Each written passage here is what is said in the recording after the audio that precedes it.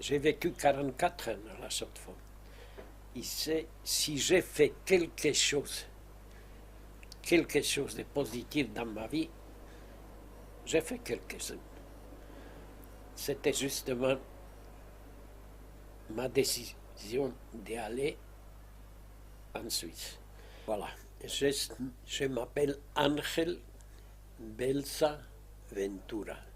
Je suis né à San Sébastien. Pourtant, je ne m'estime pas 100% basque. C'était probablement après Guernica, les bombardements. Nous subissions chaque jour des bombardements de la Légion Condor. Et les gens, ils avaient marre déjà de souffrir et la famine, la misère et encore les bombardements. Il y avait une bonne femme qui sortait de l'église. Et il paraît que une de ces femmes, une pescadora et marchand de poissons qui sont très révolutionnaires, surtout au nord de l'Espagne, elle a entendu comme elle parlait en passant des 4 ou 3 avions d'origine soviétique, mais que l'Union soviétique avait vendu ou prêté à la République. Et elle a lancé des gros mots, disons, maldiciones. On disait, attendez, les nôtres vont venir bientôt, et vous allez voir. Alors quelqu'un, de ces marchands, a entendu ça. Elle a pris des cheveux et elle a tiré tous des autres femmes. Ils sont arrivés, ils ont commencé à les voir. C'était affreux de voir, pour un enfant de 10 ans, voir des scènes pareilles. Et j'ai vu, à la fin, comme cette bonne femme a été jetée à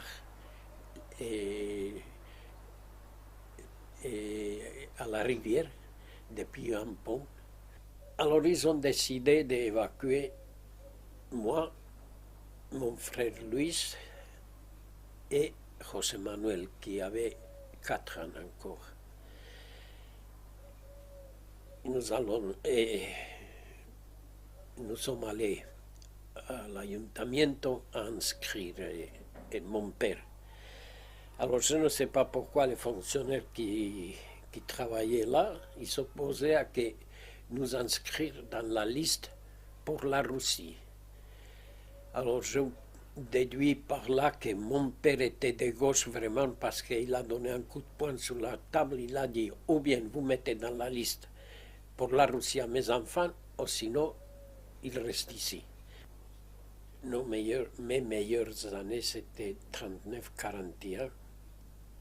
Déjà, nous étions et quand la guerre a commencé, j'avais pas encore 15 ans. L'unique chose qui nous manquait, c'était notre patrie, nos parents. Nous savions, celui qui recevait une lettre à travers l'Angleterre ou à travers la France était l'héros du jour.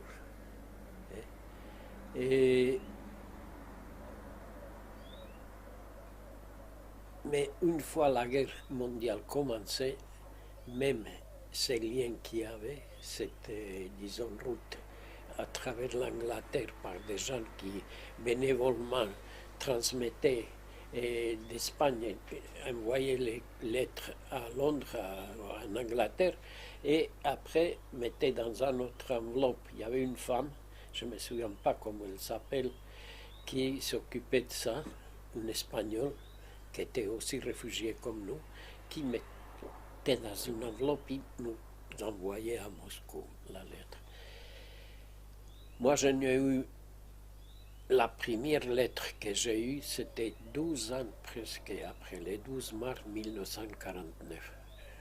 On mangeait qu'une fois à midi, on nous donnait un morceau de pain de 600 grammes noir Et jusqu'à 12 heures après, tu avais droit à un repas. Ce qu'elle m'a dit, tu es dans un pays lointain, ça se passera encore beaucoup d'années, mais tu vas retourner dans ton pays.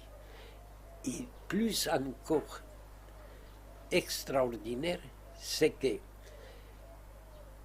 elle me dit, elle jette une carte et puis dit, vous êtes 4 dans votre famille. Il dit, non, nous sommes 6. Il dit, non, la carte dit 4. Et par la suite, est tombé un 9. Je ne connais pas dans ces cartes-là, un 9 noir. Il dit, ça signifie ou bien la mort ou bien la prison. Et l'année 68, non 67, au château de Neuchâtel, j'ai reçu mon diplôme de technicien d'exploitation. Sachant que Dixie, là, chez Weimar, il y avait une machine Dixie, qui ça m'a plu énormément comme il travaillait, la précision surtout. Je savais qu'il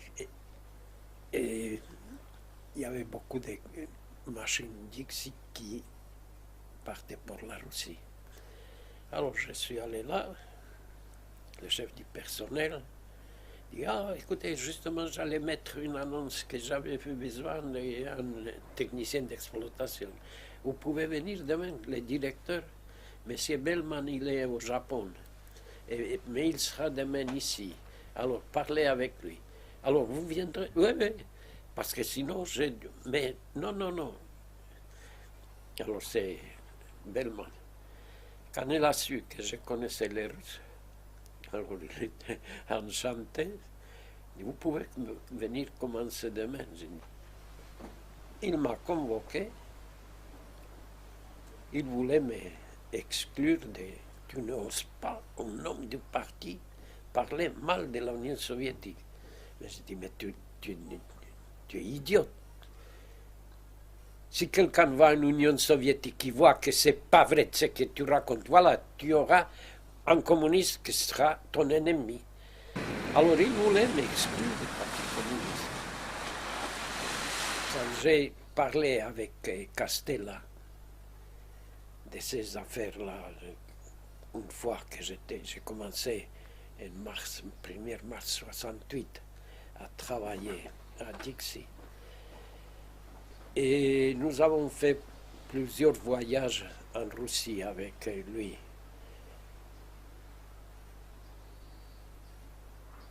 Je crois que par mes conversations comme ça, il a compris que j'étais de gauche, mais il s'en foutait pas mal de ces choses-là. Et justement, les jours de mon 50e anniversaire, il ne savait pas que c'était mon anniversaire, il m'avait proposé de parler aux Lions. Chaque année, il changeait de président. Et cette année était le président Castella. Il m'a proposé de parler aux gens de ce club, Lions, je crois que tu connais, non? Sont des pastas. Alors,